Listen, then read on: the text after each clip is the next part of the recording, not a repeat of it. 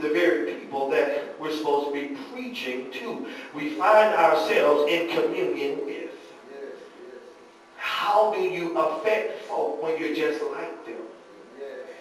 So that's why people don't always listen to Christians, because they can pull your life apart. How you gonna tell me? Isn't that how it starts? How you gonna tell me? Amen. Christian woman trying to tell the other woman how to be a wife, and they see her out of line all the time. Christian husband trying to pontificate on how to be the great man of God, but the other men know for a fact his dirt because they did it with him. Amen.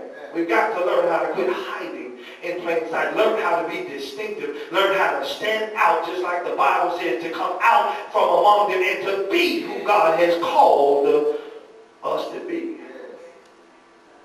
See, the thing is, like I said, God has separated us. He's called us out. Because God says that we should be holy because he is holy. And I like that. He said, you should be apart from the world. You should be set apart for my use, because God himself is saying, I can only do that which corresponds to my own word. And as Christians, we have to learn to do the same thing.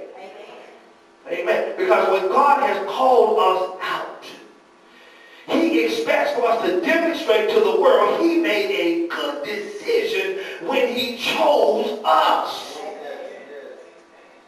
But you got too many people who can throw in your face, and I thought you were a Christian. That usually is indicative that you have shamed God because of your actions or your character.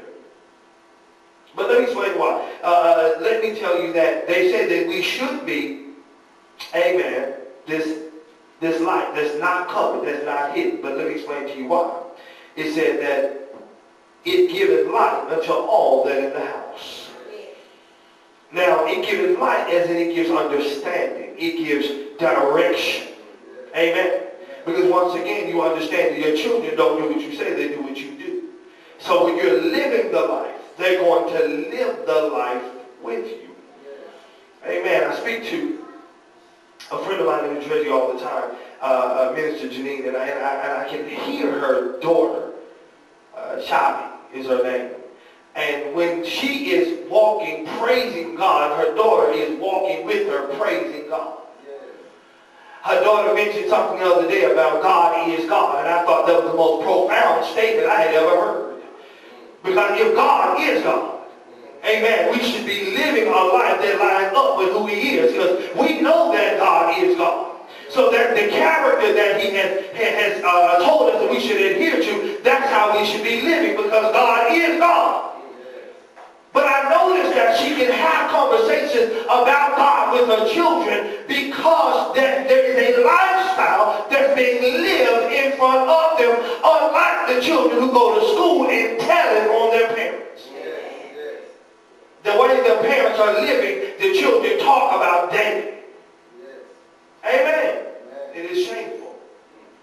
Because you really think that your children are in public hiding what's going on. But children are honest by nature. They have to be taught to lie.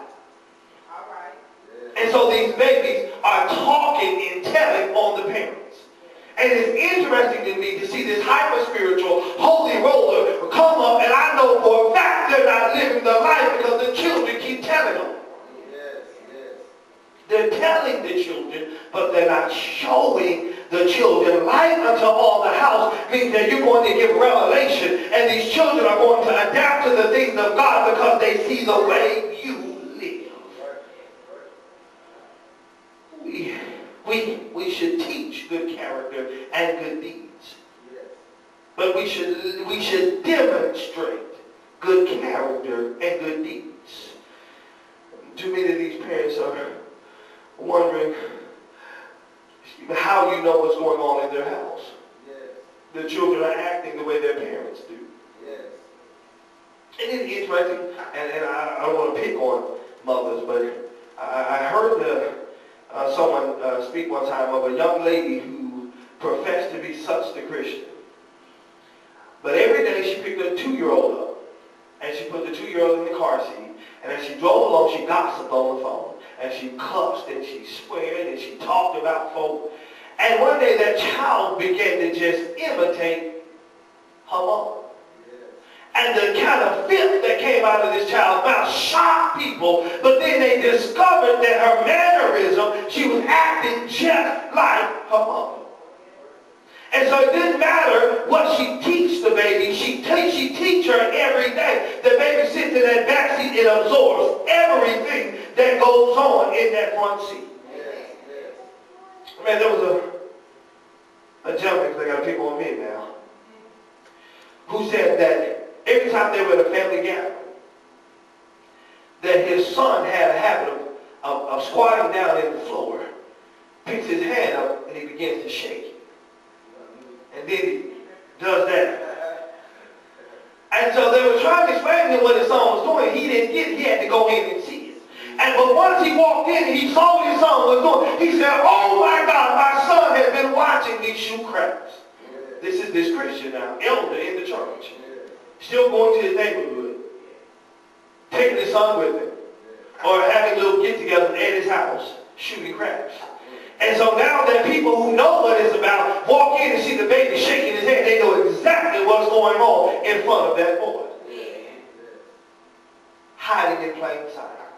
Serving in church, preaching and teaching, but living contrary the whole time to the word. See, here's the thing. The inability to teach those subject to us the right things, and that is the need for Christian character and virtue, is why even so many churches are failing. Christians are taught this to be disciples, and they're taught discipline, but they also have to be taught to police themselves, amen, and not act like a bunch of spoiled brats who are in constant need of attention. I discovered as we were going through Bible study that the Israelites had a crisis of conscience.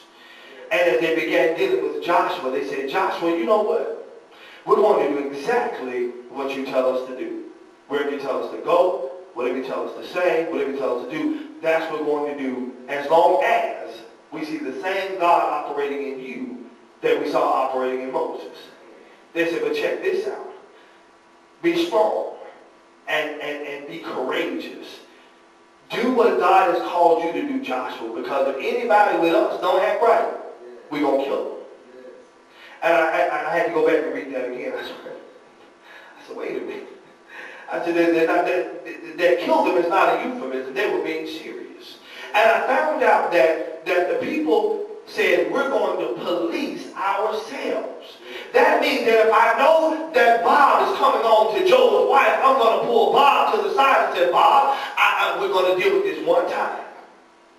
And if it don't stop, I'm exposing you by taking you to the pastor. Cut it out. Susan, we're going to deal with this one time. I know you hanging out, at the club to all kinds of money, coming here trying to sing on the praise team, amen. If you don't cut it out, I'm going to take you before the pastor and we're going to expose you." The people of God are supposed to be policing themselves. The church is supposed to be policing themselves. The pastor is not supposed to be brought in on everything. People should be looking at each other and calling each other to the floor when they find character that does not line up with the word. Because we're hiding right in the church.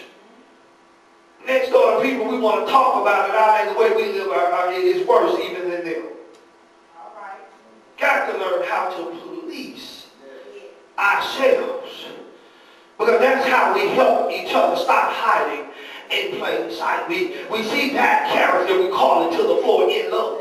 We see somebody talking about folk and we call them to the floor in love. We see marriages crumbling because of an outside influence. We call it to the floor in love. We see that people don't treat each other the right way, so we call it to the floor in love. We got to help each other quit hiding out in plain sight. We got to learn how to start talking to one another.